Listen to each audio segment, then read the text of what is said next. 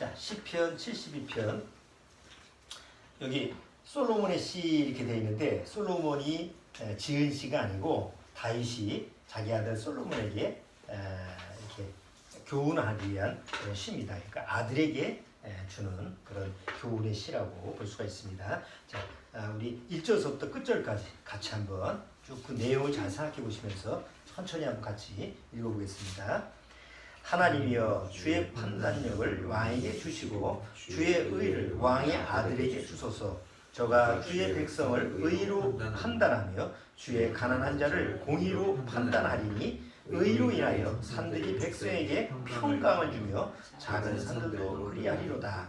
저가 백성의 가난한 자를 신원하며 궁핍한 자의 자손을 구원하며 압박하는 자를 꺾으리로다. 저희가 해가 있을 동안에 주를 두려워하며 달이 있을 동안에 대대로 그리하리로다.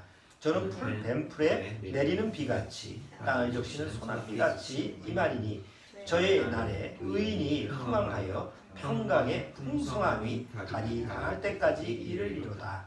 저가 바다에서부터 바다까지와 강에서부터 땅끝까지 다스리리니 광야에 거하는 자는 저희 앞에 굽히며 그 원수들은 티끌을 핥을 것이며 다시스와 섬의 왕들이 공세를 바치며 스바와 시바 왕들이 예물을 드리리로다.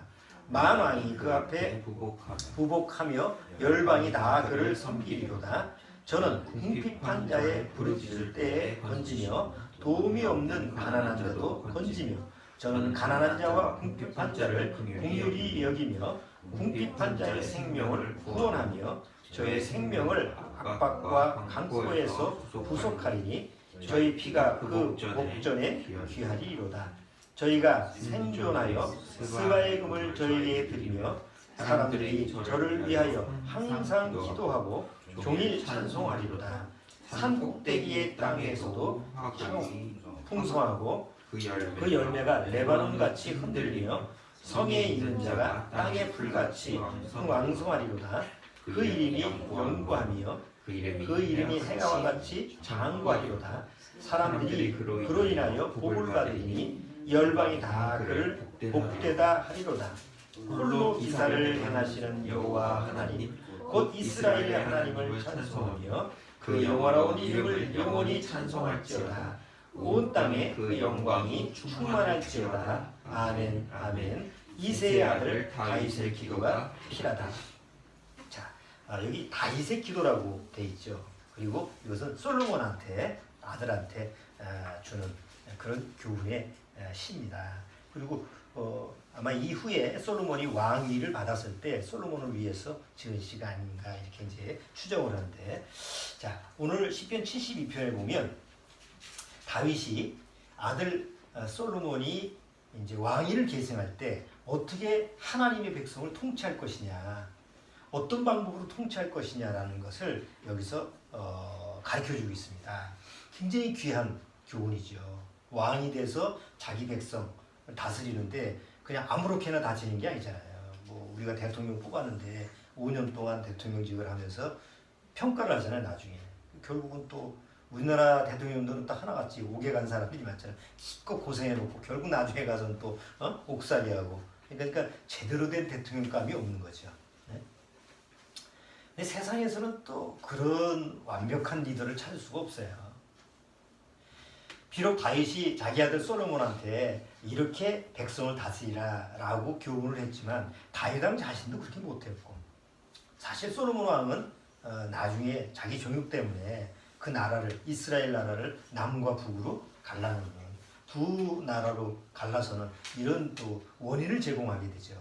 그래서 실패합니다. 그래서 시편 72편의 이 전체적인 내용을 보면 인간의 왕, 사람으로 세워지는 왕한테 주어지는 이런 시라고 보기보다는 바로 예수님에 대한, 하나님이 자기 아들을 보내서 이 세상에 어떤 모습으로 어떤 지혜를 가지고 이 세상을 다스릴 거냐, 이렇게 예수님에 관한, 메시아에 관한 그런 예언으로 우리가 봐야 됩니다. 자, 근데 여기서 우리가 한번 생각해 봐야 될 것은, 예수님이 이 세상에 육신으로 오셨는데, 예수님이 오셨을 때 아까 우리 찬송가 크리스마스 그 찬송 부를 때는 다 뭐가 태어났다고 그래요?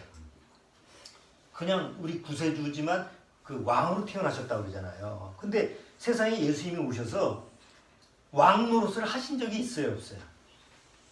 실제로 왕 노릇을 하신 적이 없어요. 아니, 왕으로 오셨으면서도 왕의 뭐 지위를 가졌거나 아니면 왕의 대접을 받았거나 아니면 왕으로 백성을 통치한 적이 사실 없었어요. 그럼 예수님에 대해서 뭐에 대한 예언이냐? 우리가 이제 성경을 통해서 한번 찾아보면 이게 앞으로 재림해서 이 세상에 진짜 왕으로 오시는 예수님에 대한 예언이다. 그러니까 첫 번째, 우리의 죄를 위해서 십자가에서 죽는 구세주, 구원의 주로 오시는 예수님이 예언이 아니고 먼저 죄를 위해서 십자가에 죽으시는 예수님 이후에 부활하신 예수님이 다시 이 세상에 재림하셨을 때 어떤 모습으로 오실 거냐? 진짜 왕으로 오시는데 하나님의 백성을 어떻게 다스릴 거냐? 바로 이렇게 72편에 나와 있는 이런 모습으로 다스릴 거다라는 것이 예언되어 있는 얘기예요. 아까도 얘기했지만 크리스마스 날 이제 오늘 내일 크리스마스 해서 이제 각 교회마다 다 모여요. 다 모여서 뭐에 대한 찬양을 하느냐? 왕이 태어난 거에 대해서, 왕이 이 세상에 태어난 거에 대해서 주제를 가지고 찬송을 부르고 또 축하를 하고 감사를 해요. 자, 2000년 전에 한번 돌아가 보십시다. 2000년 전에 이스라엘 민족은 굉장히 가난하고 황폐했어요. 로마 지배하에 있었기 때문에 우리 옛날 일본의 식민지 시대하고 같은 모습이죠.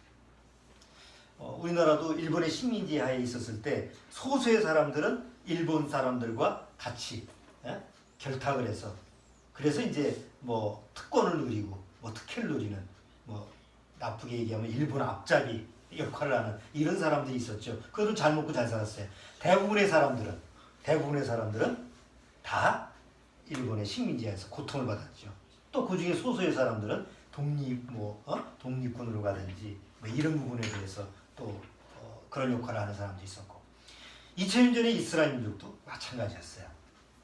자, 그런데 어쨌든 그렇든 저렇든 그렇게 살아가는 상황에서 저 멀리 동방에서 세 사람이 찾아옵니다. 그리고 그 당시에 이스라엘을 다스리는 왕이 하나 있었는데 그 이름이 헤롯 왕입니다. 전에 한번 설교 때 얘기했죠. 굉장히 역사상에 잔인하고 아주 무자비한 이런 사람들이라고. 그래서 유대화해서 유대인의 왕이 되기 위해서 유대인 여자하고 결혼해서 유대화시킨 이방인인데도 왜냐하면 유대인이 왕이 돼야 되니까. 근데 굉장히 로마의 집정 하에서 로마의 그 왕한테 그 왕권을 하나 받은 거죠. 조그만 그 한 나라를 다스리는 분봉왕이라고 하죠. 성경에서 그런 역할을 맡았기 때문에 굉장히 잔인하고 무자비한 그런 왕의 가문이 헤롯 가문이라고 했어요.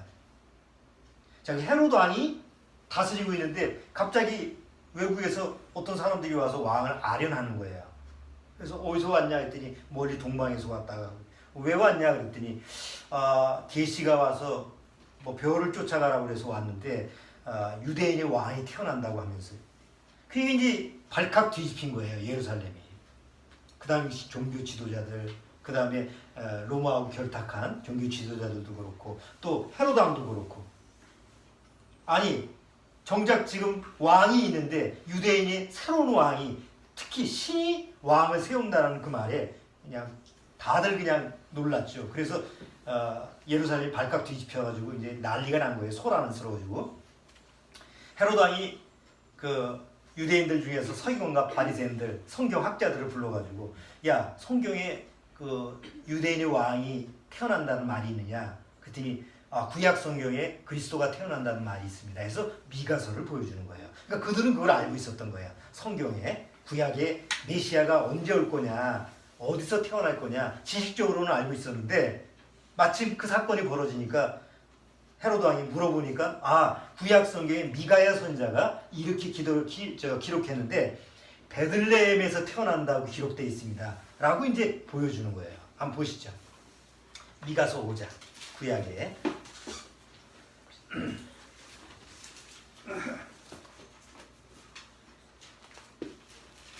자, 저 뒤쪽에 있죠.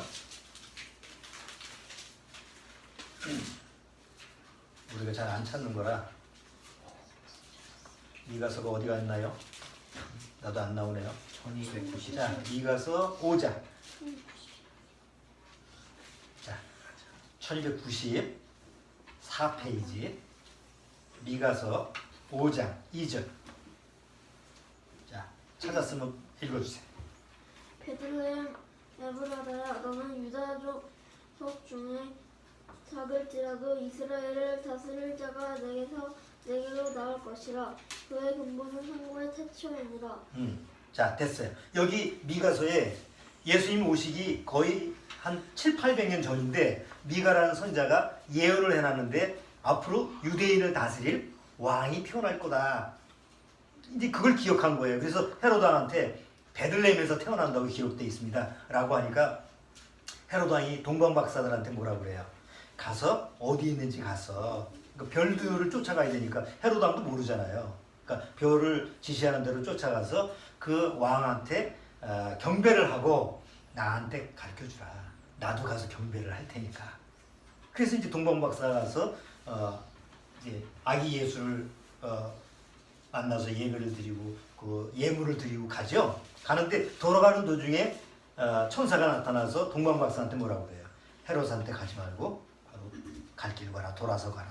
나중에 헤롯 왕이 그 사실을 알고 동방 박사가 자기한테 오지 않고 어디서 태어났는지를 가르쳐주지 않고 갔다는 얘기를 듣고 그 다음에 희대의 영아 살인 사건이 벌어집니다.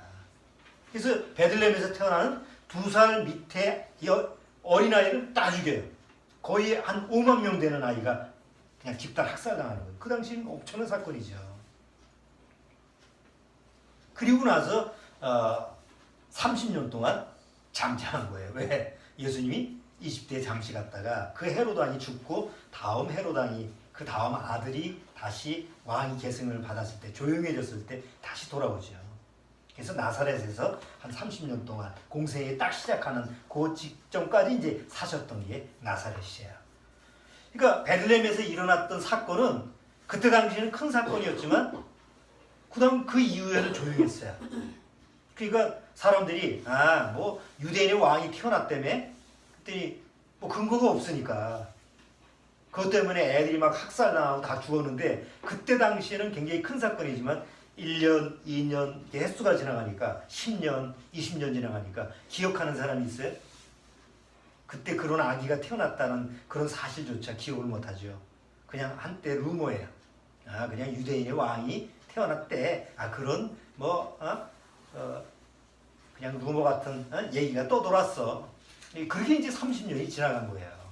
그러다가 하나님의 때가 돼서 세례 요한이 나타납니다. 말라기 이후에 한 600년 동안 이스라엘 민족 안에는 거의 선지자가 없었습니다.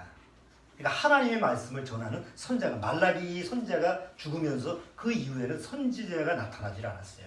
그러니까 이스라엘 민족이 다 곤고했어요.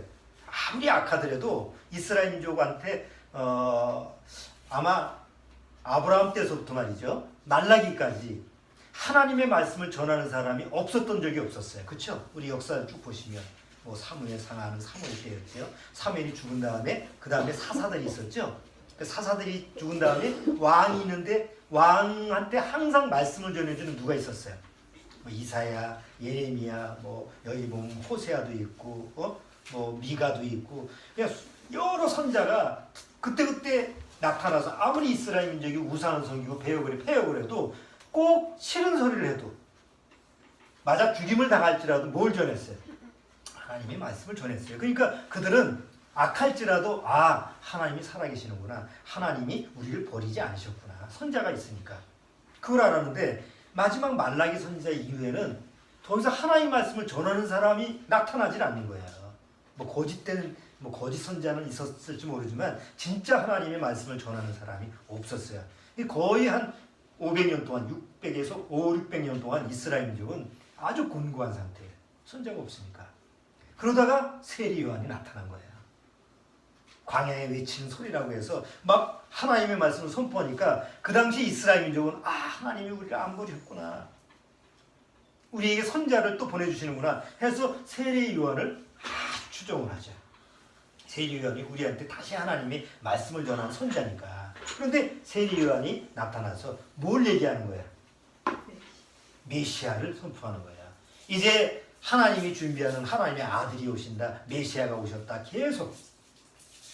그리고 나서 예수님이 본격적으로 공생애를 시작합니다. 복음을 전하기 시작합니다. 예수님이 복음을 전할 때 뭐라고 전해요? 내가 어디서 왔다? 나는 하나님이 보내서 왔다 이 세상에. 그러니까 30년이 지나서 또다시 예루살렘이 난리가 난 거예요. 그런데 예수님이 아기로 태어났을 때는 사람들이 뭐 그런 사실을 모르니까 알 수가 없었는데 예수님이 이제 공생의 기간에 뭘 했어요? 사람들의 눈에 띄는 행동을 하시는 거예요.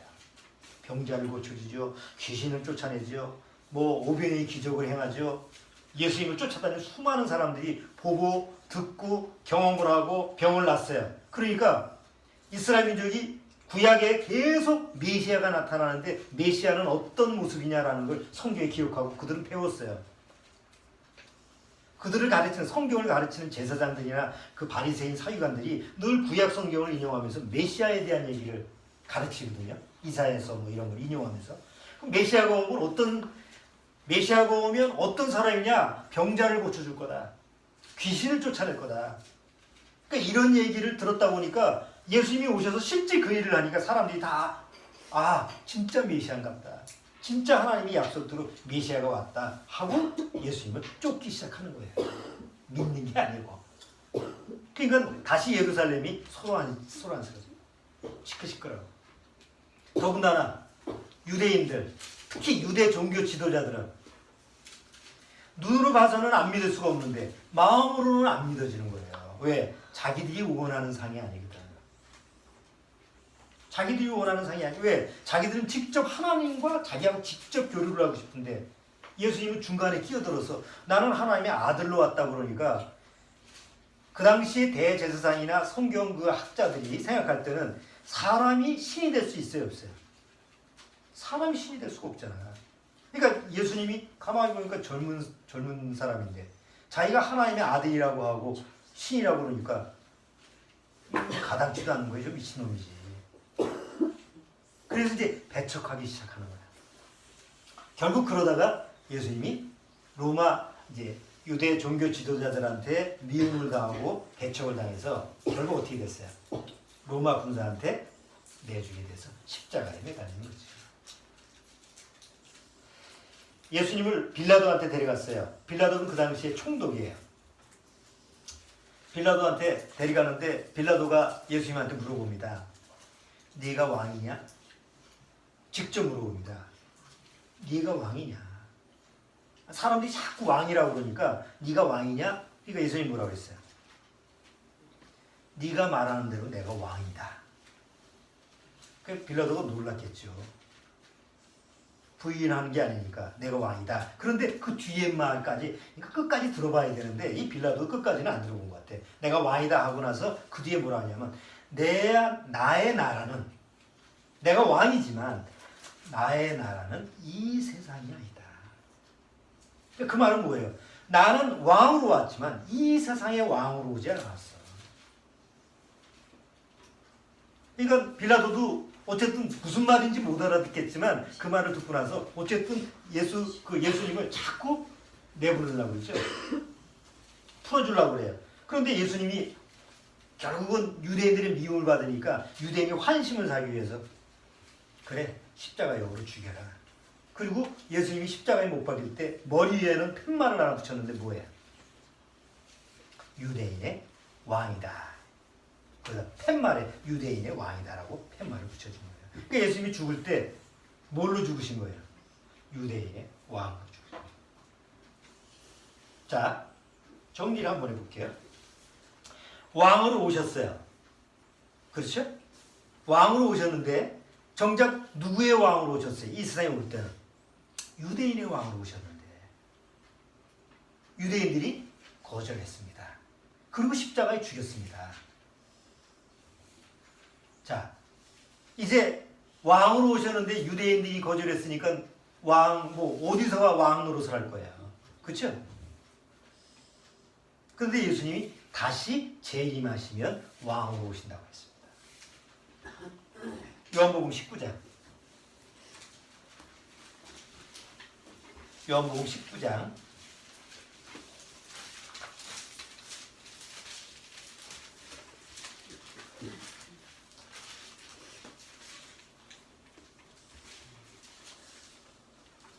자, 요한복음 19장 여기 손 잡고요. 한 군데를 더 잡고요. 스가랴서. 구약의 스가랴.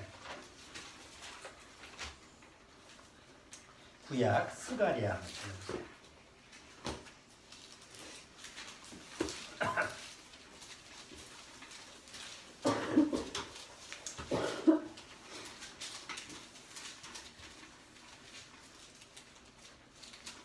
자, 스가랴 9장.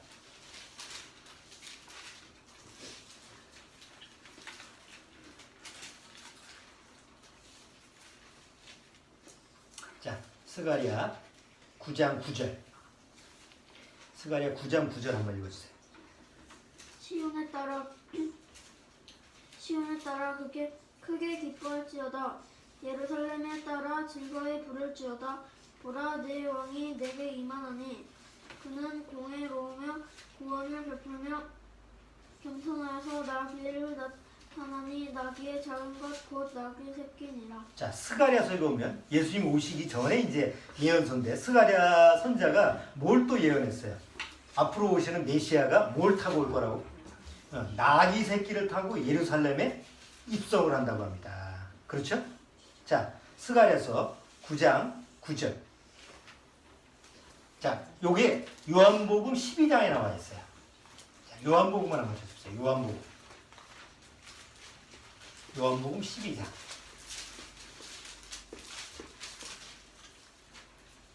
요한복음 12장 15절.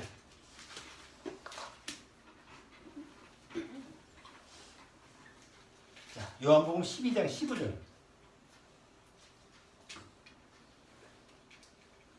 거기 읽어주세요. 이는 기록된 바 시온 따라 두려워 말라. 보라, 너의 왕이 나귀 새끼를 타고 오신다 함과 같더라. 제자들은 처음에 이 일을 깨닫지 못하였다가 예수께서 영광을 얻으신 후에야 이것이 예수께 대하여 기록된 것인가 사람들이 예수께 이같이 한 것인 줄 생각났더라. 자, 여기 보시면 예수님이 나귀 새끼를 타고 갔다라는 것을 성령이 오기 전까지는 몰랐어요. 아니, 구약의 스가랴서에 예언되어 있다라는 걸 지식적으로 알았어도 성령이 오기 전까지는 이게 뭔 얘기인지 몰랐어요. 자, 그러다가 성령이 온 이후에, 쉽게 말해서 구원받은 이후에야 바로 나귀 새끼를 타고 오시는 분이 바로 예수님이구나라는 그 사실을 깨닫게 된 거예요. 그런데 정작 유대인의 왕으로 오셨을 때 예수님이 예루살렘 성에 입성하잖아요. 나귀 새끼를 타고 입성하는데 유대인들이 다 어떻게 했어요? 예수님이 예루살렘 성에 입성했을 때 왕으로 영접했어요. 나귀 새끼를 타고 가는 그 왕의 모습은 우스꽝스럽지만 유대인들은 적어도 왕으로 오시는 예수님에 대해서 왕으로 영접을 해요. 그래서 자기 겉옷을 벗어서 나귀 새끼에다가 이렇게 덮고 그 위에 앉으시라고 그러고, 그 다음에 종려나무 가지 이런 걸 꺾어가지고 왕이 행차할 때 왕을 영접하는 그런 모습을 취해서 예루살렘 성에 왕으로 입성을 하시는 거예요. 자, 그렇게 유대인의 왕으로 오셨음에도 불구하고 십자가에 죽을 때는 팻말에 유대인의 왕이 죽다. 팻말에 유대인의 왕이라는 말은 뭐예요? 유대인의 왕으로 왔지만 십자가에서 이렇게 죽다라는 아주 수치스러운 말이죠. 그래서 유대인이 왕을 거절했잖아요. 자, 거절하면서 무슨 말을 합니까? 유대인들이 이 죄를 우리와 우리 자손들한테 돌리라.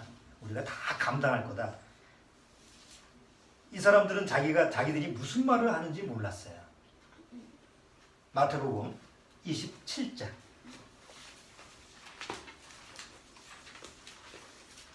마태복음 27장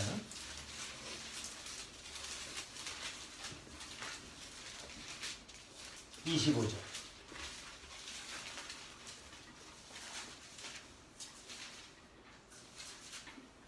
자, 마태복음 27장 25절.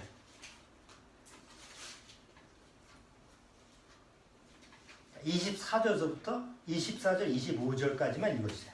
빌라도가 아무 회원도 없이 도리어 믿느니 나라는 것을 보고 물을 가져다가 무리 앞에서 손을 씻으며 가로되 이 사람의 피에 대하여 나는 무죄하니 너희가 정하라. 백성이 다 대답하여 가로되 그 피를 우리가 우리 자손에게 돌릴지어다 하거늘 이에 바라바는 저에게 놓아주고 예수는 채찍질하고 십자가에 못 박히게 넘겨주니라. 자, 백성이 다 대답하여 가로되 뭐라고 그랬어요?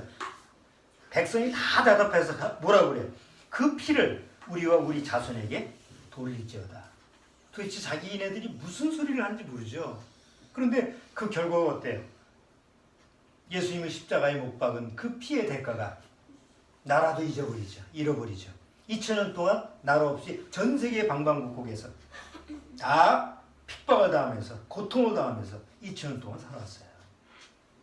지금 이스라엘이 건국한 지 몇 년이에요? 1948년에 건국을 했으니까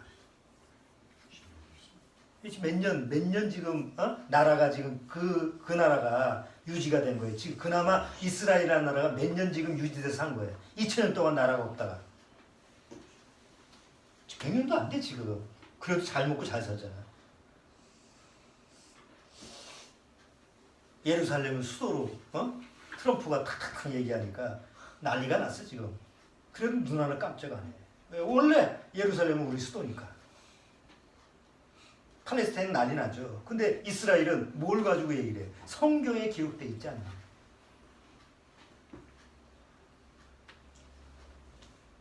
자, 예수님은 유대인의 왕으로 오셨는데 유대인한테 배척을 받고 십자가에 죽임을 당했습니다. 그러면 이제 누구의 왕입니까? 정작 유대인의 왕으로 오셨는데 배척을 당했어. 그리고 그 자기 민족한테 죽임을 당했어. 비록 로마 군사의 손에 의해서 그랬지만 결국 누가 죽인 거예요? 유대인들이 죽인 거죠. 역사적인 모습에서는. 그럼 예수님은 시편 72편에 보면 왕이면 이 나라를 어떻게 다스릴 거냐라는 얘기가 자세히 써 있는데 그 왕은 언제 와서 그렇게 다스릴 거냐 말이에요. 언제 와서 자기 백성들을 공의로 다스리고 언제 와서 그들한테 평강의 왕으로 올 것이고 언제 그들의 그 백성들을 희락으로 정말 참 기쁨과 즐거움으로 다스리게 할 거냐. 첫 번째 오셨던 예수님은 그 왕의 역할을 못했잖아요. 죽임을 당했으니까. 그런데 다시 재림하시는 예수님은 그 역할을 하신다고 성경은 기록되어 있는 거예요. 그래서 시편 72편의 얘기는 바로 이제 유대인의 왕이 아닌 구원받은 우리들, 구원받은 성도들의 왕으로 이 세상에 오셔서 1000년 동안, 그게 천년왕국이에요. 1000년 동안 왕국을 통치하시는데 바로 그 왕국을 통치하는 왕의 왕으로서 재림하시는 예수님에 대한 모형적인 모습이라는 거죠. 자, 왜 예수님이 갓난아기로 태어나셨죠? 하필이면 왜 예수님이 갓난아기로 태어나셨어요?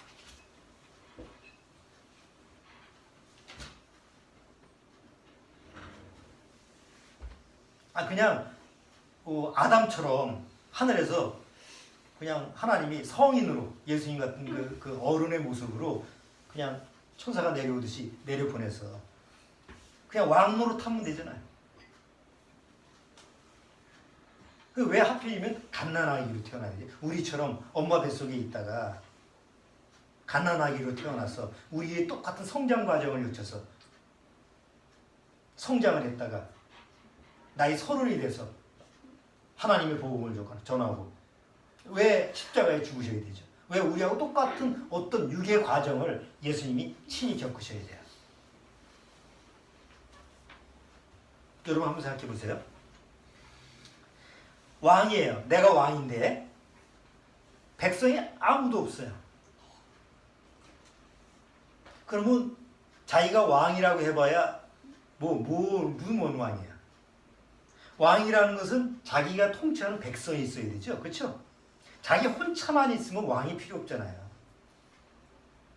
그러면 예수님이 이 세상에 왕으로 오셨다면 뭐가 있어야 돼요? 왕한테는 백성이 있어야 돼요. 그런데 첫 번째 오신 예수님한테 백성들은 다 예수님을 배반하고 예수님을 십자가에 못 박았죠. 그러니까 예수님 백성이 있어요, 없어요? 없는 거예요. 예수님이 이 세상에 갓난아기로 오신 것은 자기 백성을 만들기 위해서 이 세상에 오신 거예요.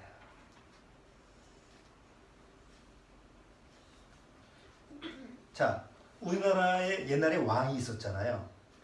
왕의 백성들은 다 누구예요? 그 왕이 사는 그 땅에서 사는 모든 그 나라 사람들이 그 왕의 백성이잖아요. 싫든 좋든. 그러면 예수님의 백성은 누구예요?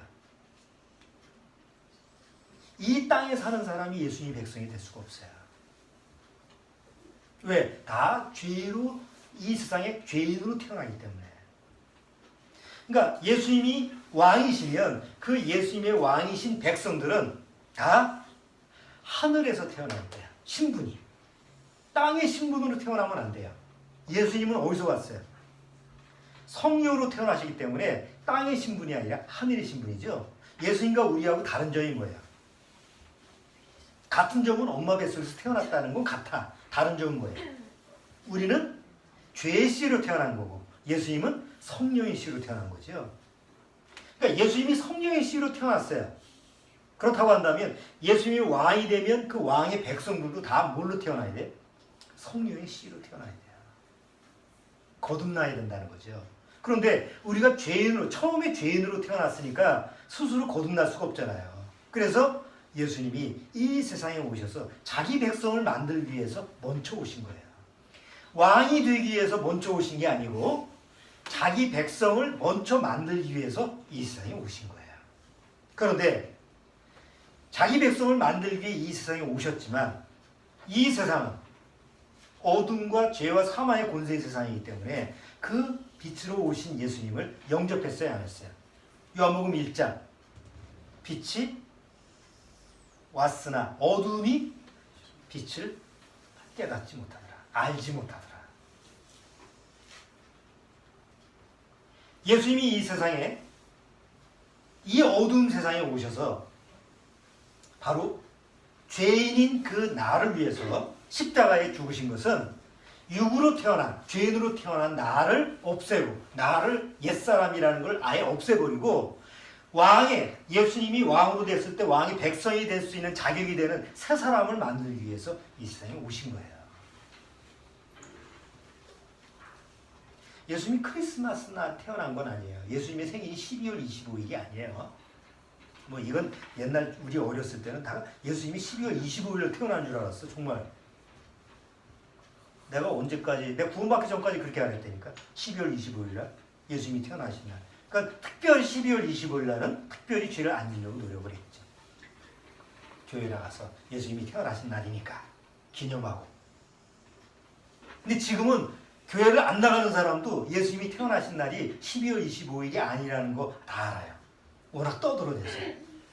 이 태양 절기거든. 12월 25일, 12월 한 달이 옛날 로마의 태양의 절기예요. 태양의 축제날이라고. 가장 절정이 12월 25일이야. 그럼 왜 12월 25일을 크리스마스, 예수님이 태어나려고 하느냐?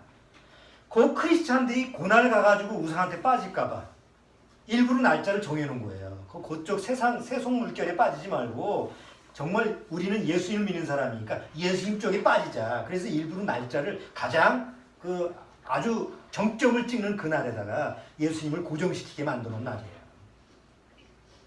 그게 절기가 돼버린 거지. 그러니까 대다수 우리나라의 기독교인들은 크리스마스 날 하면 뭐예요? 대다수 교회 나가는 사람, 기독교인들이 크리스마스 날 하면 아는 그 상식이 뭐예요? 예수님이 태어난 날. 그럼 예수님이 왜 태어나셨어요? 유대인의 왕으로 태어나셨죠. 자기의 왕은 아니야. 유대인의 왕으로 태어나셨어. 그리고 조금 교회 나가면 어느 정도까지는 아느냐면 예수님이 나를 위해서 십자가에 죽으셨구나 까지는 알아요. 근데 문제는 뭐냐면 왕으로 오셨다며 왜 죽어 바보처럼. 그렇잖아요? 신분이 뭐예요? 왕이잖아. 그 신분이 왕인데 왕은 모든 것을 할 수 있는 능력을 가지고 있는데 얼마나 무능력하면 십자가에서 죽느냐고. 그러니까 구원을 받지 못하면 왕으로 오신 예수님과 십자가에 죽는 예수님과 매치를 못 시키는 거예요. 그래도 뭐 의심을 하면 죄니까 그냥 믿기만 하라고 그러니까 뭐 이해가 안 돼도 납득이 안 돼도 그냥 믿습니다 하고 믿는 게 우리나라의 기독교인이잖아. 얼마나 믿음이 좋은지 몰라요. 묻지도 따지도 않고 그냥 믿으라고 그냥 100% 믿는 거야. 그러나 그것이 믿는 게 아니잖아요. 예수님이 왕으로 오셨으면 왜 왕으로 오셨을까라는 게 납득이 돼야 되잖아. 그런데 예수님이 십자가에서 이 세상에 육신으로 태어나서 갓난아기로 태어나서 33년 사시다가 십자가에 죽는 것은 왕의 삶이 아니었잖아요. 그 왜 왕으로 오셨을까? 첫 번째 갓난아기로 태어나서 우리하고 똑같은 육을 가지고 오셔서 십자가에 죽으신 것은 왕의 모습이 아니었구나. 그럼 뭐예요? 나를 위해서 십자가에서 죽기 위해서 오셨구나. 그건 지식이요. 그건 상식이야. 중요한 포인트는 뭐예요? 당신의 뭘 만들기 위해서? 당신의 백성을 만들기 위해서. 아니 자기 백성이 있어야지 왕이 필요한 거예요. 그러니까 먼저 뭘 만들어야 돼요? 내 백성을 만들려고 이 세상에 오신 거라고. 뭘 만들려면 내가 희생을 해야 되잖아. 그렇죠? 뭘 만들려면 내가 투자를 해야 되잖아. 무엇을 만들려면 내가 계획을 해야 되잖아요. 그렇잖아요. 그러니까 당신의 백성을 만들기 위해서 계획한 게 뭐냐? 저들은 죄인으로 태어났기 때문에 나의 거룩한 성품하고 달라서 내 백성이 될 수가 없어. 그러면 저들을 내 백성으로 삼으려면 어떻게 되지? 계획을 세운 거예요. 내가 저들처럼 내려가서 저 죄인들을 대신해서 죽고 육으로 태어난 옛사람은 나와 함께 다 죽여버리고 나처럼 영으로 새로 거듭나게 해줘야 되겠다라는 플랜을 짠 거예요. 그리고 나서 오셨어요. 우리처럼 똑같은 엄마 뱃속에서 10달 동안 있다가 아기로 태어났어요. 그리고 우리처럼 똑같이 젖을 먹고 똥을 싸고 뭐 성장을 했어요. 그렇지만 이제 하나님의 때가 돼서 뭘 전하는 거예요? 내가 이 세상에 온 것은 내 백성을 모으기 위해서, 내 백성을 삼기 위해서 왔다. 너희가 내 백성이 되기 위해서는 누굴 믿어야 된다? 나를 믿어야 된다. 바로 내가 왕이다. 이걸 전한 거예요. 그래서 병자도 고쳐주고 막 이렇게 하니까 사람들이 예수님을 보고 나서 저 메시아가, 저 예수님이, 저 그리스도가 우리의 왕이 되면 좋겠다. 그럼 어떻게 좋은 거예요? 자기 육신을 위해서 좋은 왕으로만 생각했던 거죠. 예수님이 오신 것은 육신을 채워주는 왕이 아니잖아요. 내 영혼을 사랑하시는 왕이잖아요. 그래서 예수님이 안 되겠다. 내 백성을 억지로 백성 삼지 않고 정말 자발적으로 나하고 사랑관계를 맺기 위해서는 내가 내 백성을 삼을 저 죄인을 위해서 대신 희생을 해야겠다. 죽어야 되겠다. 죽을 만한 사랑을 보여주면 억지로 백성이 되지 않고 어떻게 되겠어요? 자발적으로 정말 나를 사랑하는 마음으로 나의 백성이 될 거다. 그렇지 않겠어요? 여러분 생각해 보세요. 나의 죄를 위해서 아버지가 죽어줄 수 있습니까? 어머니가 죽어줄 수 있습니까? 내 남편이 죽을 수 있습니까? 내 부인이 나를 죽어줄 수 있어요? 내 형제, 친구? 내 죄를 위해서 죽어줄 수 있는 사람이 누구 있어요? 아무도 없어. 그런데 내 죄를 위해서 누가 죽어줬다고 해요? 성경은 예수님, 하나님의 아들 예수 그리스도가 죽어줬다고 해요. 어느 날 그것이 믿어지고 그 사실을 믿고 구원받은 사람은 예수님이 내가 왕이다 라고 얘기하면 바로 어떤 말이 시인돼요? 주시오, 예수시오, 나는 당신의 백성입니다. 예수님이 왕으로 오셔가지고 내가 먹을 것도 주고 뭐 귀신도 쫓아내주고 뭐 많은 기적을 해가지고 이렇게 하니까 너 내 백성 돼줄래? 만약에 이렇게 했다고 하면 세상 왕처럼 우리 대통령이나 지도자가 되면 그 자기 우리 시민들을 위해서 뭘 해주겠다고 공약을 걸잖아. 그렇죠? 이거 하겠다 저거 하겠다 막 공약을 걸죠. 빌공짜 말이야. 그래서 뽑아주는 거 아니에요. 거짓말을 제일 많이 하는 사람을 뽑아주는 거 아니야, 정치라는 게. 그럼 예수님이 오셔서 그랬냐고. 예수님은 뭐예요? 나는 너를 정말 사랑한다. 어느 정도까지 사랑하느냐? 네 죄를 위해서 내가 십자가에 죽을 정도로 내가 이 고통을 받을 정도로 내가 너를 사랑한다. 그리고 십자가를 보여준 거예요. 어느 날 십자가를 통해서 예수님을 본 순간 아, 저분이 왜 나를 위해 십자가에 죽어졌지? 왜 나 때문에 이 세상에 갓난아이로 태어났지? 왜 하필이면 이 세상에 오셨지? 라고 하는데 아, 당신의 백성을 삼으려고 이렇게 오셨구나 라는 게 깨달아지면 비로소 그 예수님한테 뭐라고 부르는 거예요? 예수님을 나의 왕이시여 나의 임금이시여 이렇게 부르는 거예요. 그래서 오늘 찬송을 부를 때 그 찬송가 작사한 사람들이 다 어떤 마음이냐? 아, 나 구원받고 천국 가서 좋아. 그래서 예수님이 내 왕이야. 이렇게 작사를 한 게 아니라고. 아, 그분이 나를 위해 십자가에 죽은 건 바로 누구 백성을 만들기 위해서? 당신의 백성을 만들기 위해서 그 고통을 당하셨구나. 아니, 나 같은 게 뭐라고 그냥 버려도 되는 걸, 지옥 가도 되는 걸 왜 나를 당신의 백성을 삼기 위해서 그렇게 십자가에 죽으셨을까? 아, 내가 얼마나 하나님 앞에서 귀한 가치가 있는 자인가 하면서 자발적으로 스스로 왕의 백성이 되는 거야. 근데 사람들이 오해를 여태까지 하는 게 뭐냐면 하나님이 그런 왕의 통치하는 기독교 국가를 말이죠. 이 시편 72편에 그런 나라, 공의가 있는 나라, 평강이 있는 나라, 아니면 정말 희락이 있는 나라. 그 하나님 나라는 뭐라 했어요? 로마서 14장 7절에 하나님의 나라는 먹고 마시는 것이 아니요 의와 평강과 희락이 하나님 나라잖아요. 그렇죠?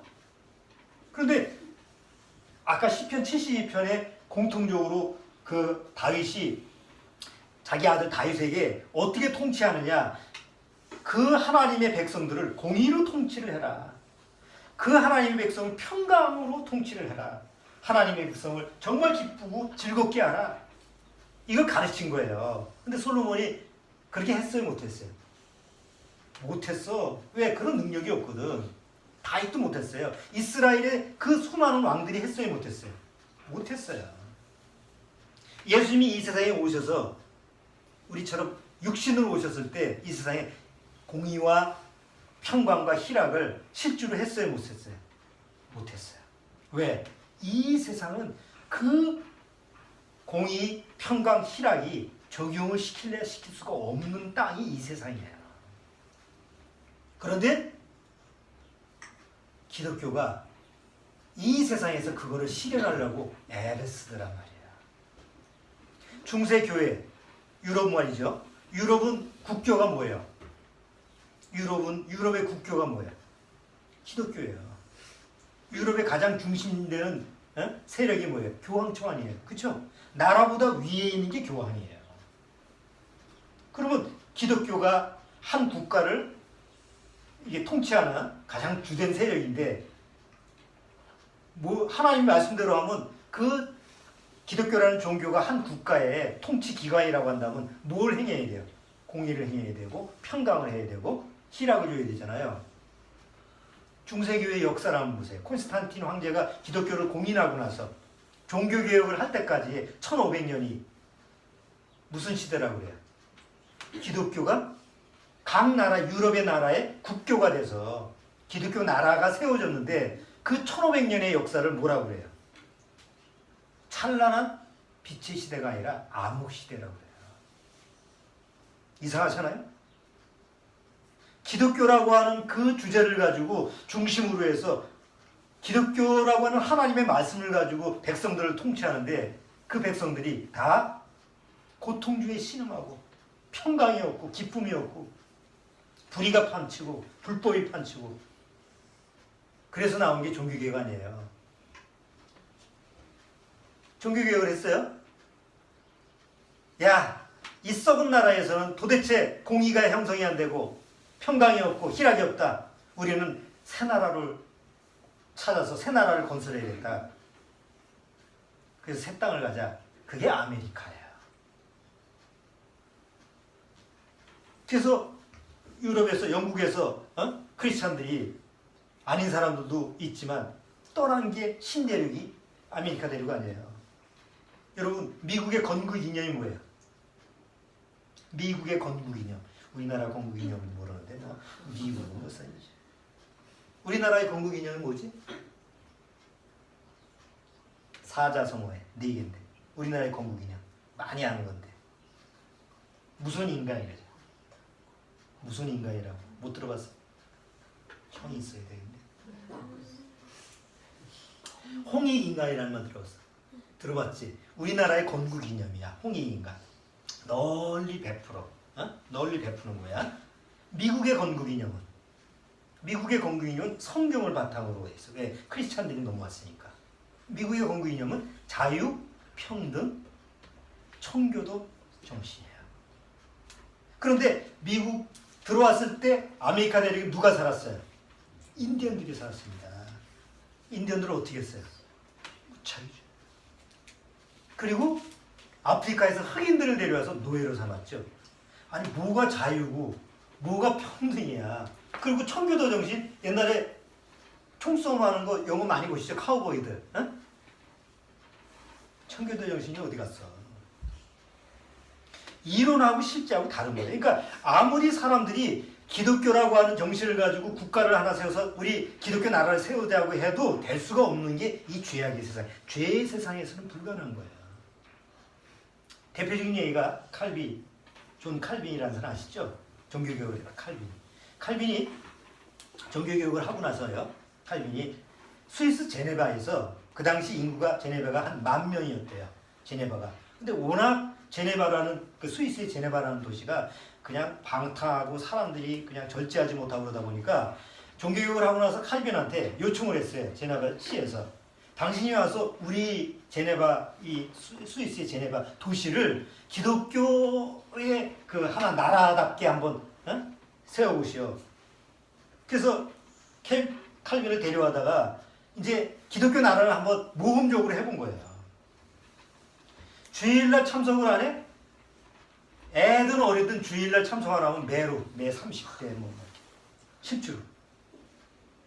도둑질해? 그러면 몇 구류. 그래가지고 하나님 말씀으로 십계명을 어기거나 이랬을 때 아니면 성경을 안 보거나 이렇게 할 때 계속 징계를 하고 심지어 화형까지 시켜요. 성경을 왜곡시키고 우상숭에 이러면 화형까지 시키고 자기 친구까지 화형을 시킨 사람이 칼빈이에요. 그렇게끔 하나님의 나라를 한번 지상에서 한번 세워보려고 그 칼빈도 노력을 했지만 성공했을까요? 실패했을까요? 실패죠. 있을 수가 없어. 될 수가 없어. 여러분 시편 70편에서 얘기하는 하나님의 나라 공의가 실천되고 평강이 있고 희락이 있는 나라는 우리가 사는 이 지구상에 이 세상에는 없습니다. 있을 수가 없습니다. 그런데 어느 날 예수님이 이제 재림해서 진짜 왕으로 오실 때는 예수님이 그 공의를 실천하고 예수님이 평강을 실천하고 희락을 실천하는 때가 와요. 그게 바로 성경에서는 천년왕국이라는 겁니다. 여러분 한번 보세요. 우리가 사는 지금 우리나라도 공의라는 게 있어요? 우리가 사는 이 세상에 공의라는 게 있어요. 공의라는 게 뭐야? 공의. 공평하게 뭐든지 공평해. 우리가 사는 이 세상이 공평해요? 공의가 있어요? 어딜 가든지 정치, 경제, 사회, 문화, 교육, 어떤 구석이든지 불의가 판치죠. 불법이 판쳐요. 불법.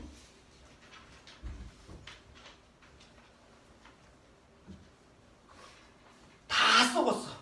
다 사람들이 내가 얘기하는 게 아니라 다 스스로 사람들이 그래요. 나만 아니고 다 도둑놈.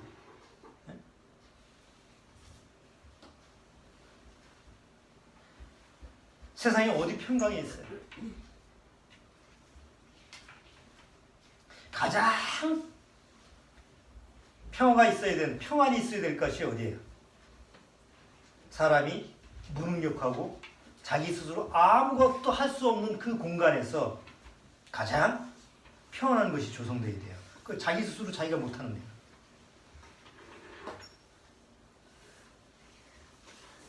그게 인큐베이터예요.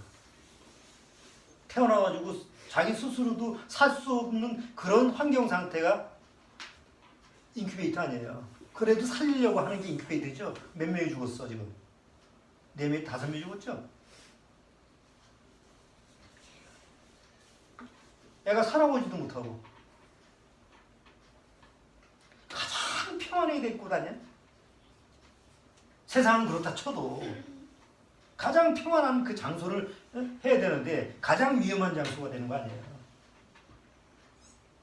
우리가 세상에 살면서 가장 편안하게 있는 장소가 어디예요? 목욕탕입니다. 오죽 평안하면 옷을 다 벗어. 옷을 다 벗는다라는 건 경계가 안 하는 거잖아. 경계를. 그 옷 다 벗은 사우나에서 20명이 다 죽어나가고 29명이요.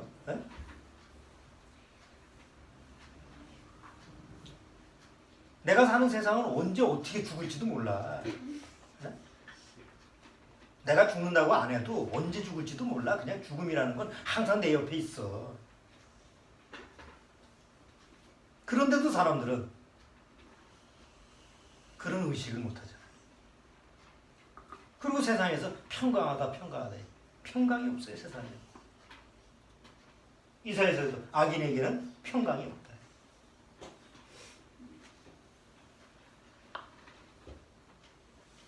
그냥 입시라고 해야지. 왜 입시 전쟁이라고 그래. 그냥 취업이라고 하지. 취업 전쟁이라고 왜 전쟁? 아니 그냥 아침에 일어나서 출퇴근하면 되지. 왜 출퇴근 전쟁이라고? 다 왜 전쟁이라는 단어를 붙여요? 우리가 사는 이 세상 자체가 다 전쟁이고 전시야. 사는 게 전투야.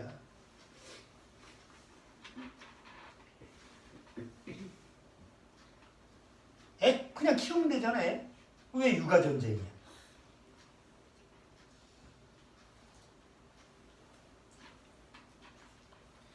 세상에 희락이 있습니까? 세상에는 희락이 없습니다. 있는데요? 그건 쾌락입니다. 망년회 때 이제 모여가지고 술 먹고 즐기고 그렇죠? 그걸 희락이라고 그래요. 네? 어디 야유회 가고 어디 놀러 가고 그러는데 사람들이 그걸 우리는 참 오늘 굉장히 희락했어 이렇게 얘기를 합니까? 세상에서 취하는 건 쾌락이에요. 그런데 성경에서 말하는 것은 희락이에요. 뭐가 다르죠? 희락과 쾌락은 뭐가 달라요? 쾌락도 기쁘고 즐거운 거예요. 희락도 기쁘고 즐거운 거예요. 그런 다른 점이 있어요. 국어사전에 보면 쾌락은 자기 정욕을 즐기는 것이 쾌락이에요. 희락은 성경적 용어라고 해요. 왜 성경적 용어냐? 그리스도 안에서만 누려질 수 있는 게 희락이거든요. 쾌락도 기쁘고 즐거워. 친구들 만나서 술 한잔하고 같이 놀고 떠드는데 얼마나 즐거워 기쁘고. 근데 그때뿐이야. 이상하게. 저도 구원받기 전에 친구들하고 주로 많이 어울려서 다녔으니까 친구하고 같이 밤새고 놀고 뭐하고 놀았는지 모르지만 하여튼 그게 즐거웠어요. 구원 딱 받고 나서 서서히 그게 별로 안 즐거워. 왜? 일시적이야. 그때뿐이야. 지속이 안 돼.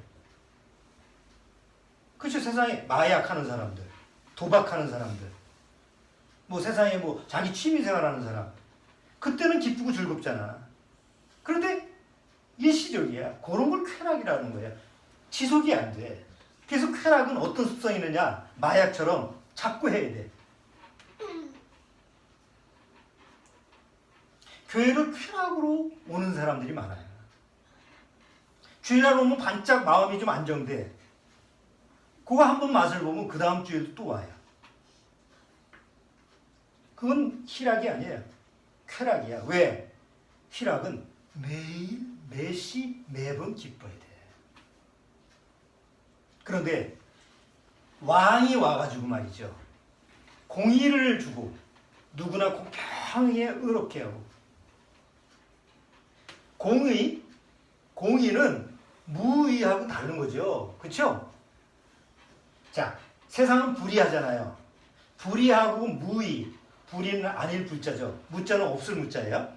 세상은 불의해요. 무의한 게 아니에요. 세상에는 의가 없는 게 아니에요. 세상에는 의가 있어요. 세상에는 의인이 있어요.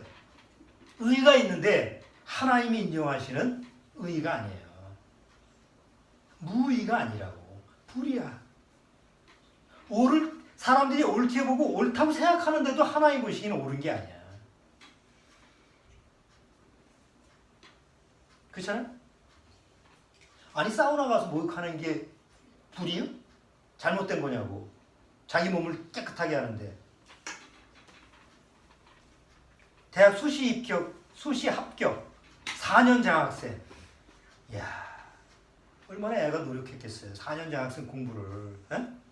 그 기념으로 할머니, 엄마, 딸 셋이 목욕탕 가서 같이 죽었어. 뭘 그렇게 잘못했냐고. 사고나 치고 전에 나왔던 애 폭행을 해가지고 두들겨 패가지고 어디 감옥에 가는 애들이 아니잖아. 세상에서 정말 옳게 살려고 애썼던 그런 가정 아니에요? 뭘 잘못했다고 사우나에서 죽느냐고. 그 하나님이 죽였어요? 밑에 공사를 하다가 그 공사 때문에 그것도 잘못된 거기 때문에 그렇다며 인재라며. 그러니까 이 세상에서 옳은 게 없어요. 결국은 다 죄 속에서 이루어지는 거기 때문에 본인이 억울해도 죽는 거예요. 죽어갈 때 막 경잡으로 돼 어떤 남편이 같이 사우나에 왔는데 불이 났다고 그러니까 보냈어. 자기 아내가 나가는 거 보고 나가겠다 왜 다른 사람 도와줬어. 나가보니까 자기 아내가 안 나온 거야. 어디로 갔는지. 아까 나가는 걸 봤는데 엉뚱한 데로 간 거지. 연기가 자극하니까. 그리고 이름이 경자인가 보네. 경자 부르고 막 오열하는 모습 보이더라고. 이제 살만한데 다 살만하면 죽더라고. 뉴스에 보면. 고생 끝에 낙이 오는 게 아니라 다 살만하면 죽음이라는 게 오는 거예요. 그게 불의한 세상이 이 세상에. 그러니까 불의한 그 세상에서 뭘 목적으로 사냐고. 사는 목적이 없어. 그러니 마음에 평강이겠어요? 그러니 희락이 있겠냐고. 그런데 어느 날 진짜 왕이신 예수님이 오면 천년왕국 때예요. 지금은 절대 없어. 있을 수가 없어. 천년왕국 때 그 진짜 예수님이 왕으로 오시면 공의로 평강으로 희락으로 천년 동안 하나님의 왕국이 실제 이 세상에서 지금 우리가 사는 이 지구에서 실현되는 거예요. 지금 이 자연세계가 아니에요. 하나님이 새롭게 바뀌어주는 새로운 자연세계예요. 정말 우리는 경험을 해요. 구원받으면 그 천년왕국 때 경험을 하는데 어떤 경험을 하게 되냐면 예수님처럼 왕노릇을 한다고 써 있어요. 요한계시록 보세요. 요한계시록 20장. 요한계시록 20장.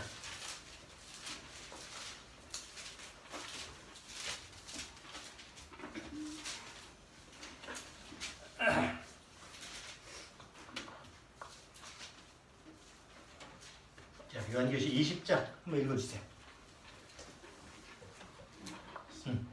20장 6절. 이 첫째 부활에 참여하는 자들은 복이 있고 거룩하도다. 둘째 사망이 그들을 다스리는 권세가 없고 도리어 그들이 하느님과 그리스도의 제사장이 되어 천년 동안 그리스도로 더불어 왕노릇하리라. 자, 천년 동안 뭐 한다고? 천년 동안 뭐 한다고? 왕노릇 한다고 그래요. 왕노릇은 뭐예요? 우리 표현이 왕노릇이지 왕의 역할을 한다고. 누가? 예수님을 얘기하는 게 아니에요. 예수님이 당신의 피로 산 당신의 백성들을 천년왕국 때 다 데리고 같이 사는데 예수님은 왕 중 왕이고 먼저 예수님을 통해서 구원받은 성도들이 어느 날 재림할 때 우리가 부활해서 같이 내려오면 구원받은 우리가 왕 노릇을 하는 거예요. 그러면 내가 왕 노릇을 하면 통치를 하는 방법이 있어야 되잖아요. 그렇죠? 어떻게 통치할 거예요? 천년왕국 때 예수님 보고 야, 몇 곡을 줄 테니까 네가 좀 왕 노릇 좀 해봐. 너는 저쪽 저 경상도 쪽으로 가서 네가 왕 노릇 해. 너는 좀 저기 저 평안도 쪽으로 가. 그래서 분배를 해줘요. 그러면 내가 무슨 여기 경기도 지역에 한번 왕 노릇하라고 예수님이 또 토나라에 줄 테니까 거기서 왕 노릇해. 뭘로 할 거냐고. 뭘로 통치를 할 거야. 여러분 뭘로 할 거예요? 말씀으로 하죠. 무슨 말씀으로 해요? 하나님의 말씀으로 하죠. 무슨 그렇게 답변할 거예요? 오늘 다윗이 시편 72편에서 왕이 되면 무엇을 통치하라고? 시편 72편 돌아오겠습니다.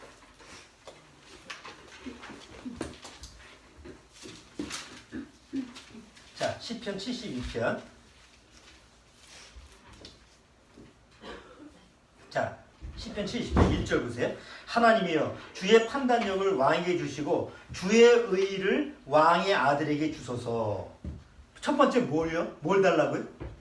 의, 하나님의 공의로 통치를 하라고. 하나님의 의를 주면 그 의로 통치를 하라는 거예요. 자, 두 번째 3절 의로 인하여 산들이 백성에게 뭘 주며? 평강을 주며. 백성들한테 뭘로 하라고? 평강을 주라. 그 다음에 5절 저희가 해가 있을 동안에 주를 두려워하며 달이 있을 동안에 대대로 그리라도다. 저는 벤 풀에 내리는 비같이 땅을 적시는 소낙비같이 임하리니 저희 날에 의인이 흥하여 평강에 풍성함이 달이 닿을 때까지 이르리로다. 풍성하다는 게 뭐예요? 기쁘고 즐거운 것이 넘치는 거예요. 그러면 예수님이 오셔서 의와 평강과 희락으로 다스리면 그 예수님의 백성이 된 나도 왕 노릇하려면 뭘로 다스려야 돼요? 공의와 평강과 희락으로 다스리는 거예요. 그런데 이상하죠? 예수님이 제자들한테 천국이 어디 있냐고 물어보니까 예수님이 제자들한테 답변을 해준 게 있어요. 천국은 여기 있다 저기 있다 하지 마라. 천국은 어디에 있니? 천국은 내 마음에 있느니라. 천국은 여기 있다 저기 있다 뭐 하늘에 있고 땅에 있고 아니야. 내 마음에 있어. 우선 내 마음에 있어. 근데 천국은 하나님 나라잖아요. 하나님 나라는 뭐가 있는 곳이라고? 의와 평강과 희락이 있다고 그러잖아. 그러면 예수님이 천국은 내 마음에 있느니라고 그랬으니까 하나님 나라가 내 안에 있으면 내 안에 뭐가 통치, 어떤 것이, 어떤 원리가 적용되고 있는 거예요. 하나님의 공의가 나를 통치하고 있고 하나님의 평강이 나를 주장하고 있고 항상 하나님의 희락이 내 안에서 적용이 되고 있어야 되는 거예요. 그러니까 거듭났다라고 하는 것은 구원받았다라고 하는 것은 내가 새 사람이 되었다라고 하는 것은 단순히 교회 교인이 되는 걸 얘기하는 게 아니에요. 여러분 안에 하나님 나라가 실제로 있어야 되고 여러분 안에 세 가지가 적용되어 있어야 돼요. 구원받았다고 한다면 내 안에 뭐가 있어야 돼요? 하나님의 공의가 살아있어서. 하나님의 공의가 살아있는 사람은 편중되지가 않아. 편중된다는 게 어디 치우치지가 않아. 생각을 해도 항상 하나님이 옳다고 하는 쪽에서 초점을 맞춰야 돼. 내가 오른쪽으로 가면 안 돼. 내가 옳다는 생각 쪽으로 가면 그건 자기 주장이잖아요. 하나님이 옳다는 쪽에 자기를 맞춰봐. 그러면 정상인이 된다고. 비정상인이 안 돼. 구원받지 못하면 다 비정상인이에요. 왜? 다 자기가 옳다라는 쪽으로만 치우치니까. 그러니까 주변 사람들이 봐도 아, 정상이 아니구나. 정상이 아니면 부모 자식이라도 관계가 형성이 안 돼. 다 비정상인데 어떻게 관계가 형성이 되나? 그렇잖아요? 먼저 하나님 앞에서 내가 정상이 돼야지. 근데 정상이 되기 위해서는 공의가 내 안에서 있어야 된다고. 하나님의 공의가 항상 하나님이 옳다라고 하는 의의가 내 안에서 나를 딱 주장해. 내 생각, 내 판단, 내 가치관, 내 모든 것을 딱 관할해서 통치를 해야 돼. 그 다음에 내 심령은 항상 뭐해?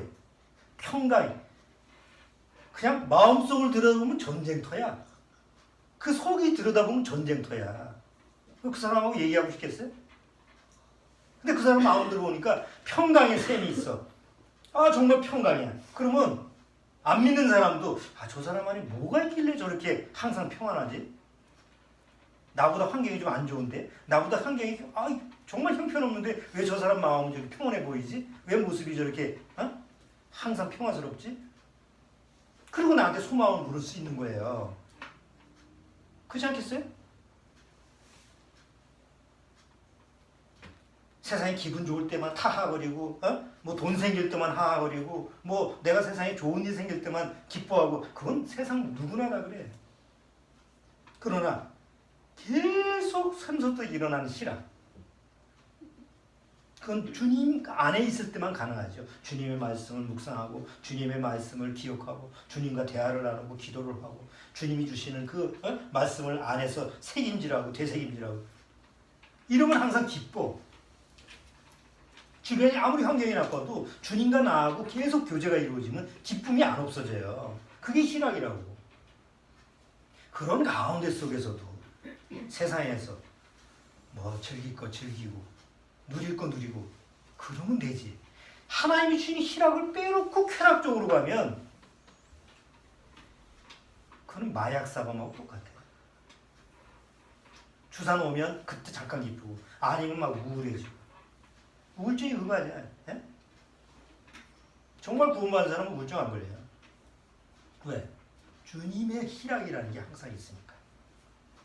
아무리 세상이 고달파도 다윗은 이 세 가지를 왕의 지침서로 내려준 거예요. 근데 세상에 이걸 실천할 수 있는 사람이 있다? 없어요. 오직 하나님의 아들 예수님 뿐이에요. 근데 예수님도 이 세상에 와서 이거를 실행했어요? 못했어요? 실행하려고 했는데 세상이 거절을 했어. 그래서 죽였잖아. 그러니까 이 세상, 이 죄와 사망의 세상은 안 되는 거예요. 만약에 될 수 있으면 예수님이 3번 시험 받을 때 마지막에 사단이 뭐라고 그래요? 네가 나한테 절하라. 이 천하만국을 너한테 다 줄게 하는데 예수님이 예스 했어요? 노 했어요? 노 했어요. 왜? 내 나라는 이 세상이 아니니까. 만약에 이 세상에 공의를 쓸 수 있고 평강을 줄 수 있고 희락을 줄 수 있으면 넙적 절하고 여기서 실현을 하면 되잖아. 근데 예수님이 거절한 거야. 주 너희 하나님을 시험치 말라. 왜? 내 나라는 이 나라가 아니야. 어느 날 하나님이 주시는 그 진짜 하나님의 나라 천년왕국 때 내가 약속대로 내가 공의를 실천하고 모두 평강을 백성들을 평강하게 하고 모두 쉼없는 희락을 내가 할 거예요. 우리한테 소망으로 이제 이루어질 나의 왕이신 왕이 나한테 이루어질 약속이에요. 그런데 기억해야 될 게 뭐예요? 예수님만 그렇게 통치하는 게 아니고 그것을 누가 실행해야 된다고? 내가 실행해야 된다고. 왜? 나는 예수님처럼 왕노릇을 해야 된다고 써놨으니까. 나는 그냥 싫습니다. 해도 돼요. 안 해도 돼. 굳이 준다는 걸 뭐 거부하는 걸 굳이 뭐 억지로 하나님이 왕 삼으시진 않아. 그러나 전 생각을 해봐요. 아니 세상에 살아도 얼마나 100년 그래 120년 산다고 해봅시다. 120년 살아도 어떻게 살 거야? 하루 사는 게 매일매일 사는 게 지옥 같은 삶인데 그 고작 120년 사는 지옥 같은 삶을 위해서 시간을 낭비하고 그렇게 무가치하게 살겠어요? 아니면 영원히 사는 것을 꿈꾸면서 영원히 사는 것을 소망하겠어요? 아예 다르게 얘기하지 말고 1000년 동안 가서 1000년 동안 그냥 평신으로 사는 걸 원하시겠어요? 아니면 이왕이면 1000년 동안 왕으로 살기를 원하시겠어요? 순간의 선택이 1000년을 정합니다. 저는 여러분한테 기회를 드린 겁니다. 나는 1000년 동안 그냥 평민으로 살고 싶진 않아. 이 지상에서도 뭐 지지 궁상 떨면서 그렇게 살았는데 굳이 하나님 나라에서 그렇게 궁상 떨고 살고 싶진 않아요. 약속이 돼 있으니까 나는 왕처럼 살고 싶어요. 그래서 연습을 하는 거예요. 아, 내가 왕이 돼서 1000년 동안 통치를 하려면 공의를 실천해야지, 평강을 내가 심어줘야지, 희락을 갖게 해야지. 그럼 나 먼저 누려야 되겠다. 부지런히. 여러분도 1000년 동안 왕의 역할을 왕으로 한번 살고 싶다면 그런 준비를 하십시오. 하찮게 살지 말고, 가축게 살지 말고, 하나님이 이양 자기 피로 나를 그렇게 값지게 사셨다고 한다면 좀 나 자신을 정말 귀하고 가치 있게 여기시라고. 기도하겠습니다. 주님 감사합니다. 세상에서 다 크리스마스라고 해서 마음이 들떠 있고 또 세상 사람들은 예수님과 아무 관계없이 또 쾌락을 즐기고 그런 정욕적인 날이지만 구원받은 나에게는 정말 나의 왕이시고 나의 임금이신 그 예수님의 태어나심을 너무 감사하게 여기는 그런 귀한 날이 아닐 수 없습니다. 아무쪼록 여기에 있는 심령들 또 미천만 식구들 정말 예수님이 나의 왕의 왕이 되심을 기억하고 그 왕을 정말 사랑하는 그러한 심령들이 될 수 있도록, 그래서 어느 날 약속대로 천년왕국이 되었을 때 왕처럼 그 하나님의 공의와 하나님이 주시는 평강과 그 희락을 내가 다스리는 그 백성들에게 무한정 줄 수 있는 그런 역할을 감당하는 그런 훈련을 이 지상에 잘 쌓을 수 있도록 주님께서 인도하여 주옵소서. 예수님의 이름으로 기도드립니다.